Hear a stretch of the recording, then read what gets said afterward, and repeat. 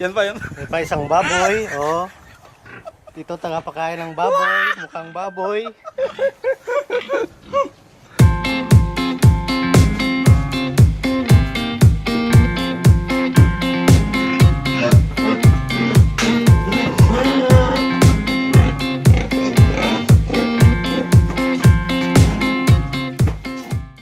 Dati, no? Ngayon na kumain, no?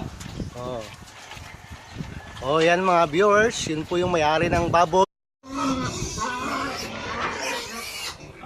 Dapat hindi mo inahalo na lang sana to. Yung na-inject. Dapat kulay na lang. Pero yun pala gusto nilang kainin dati.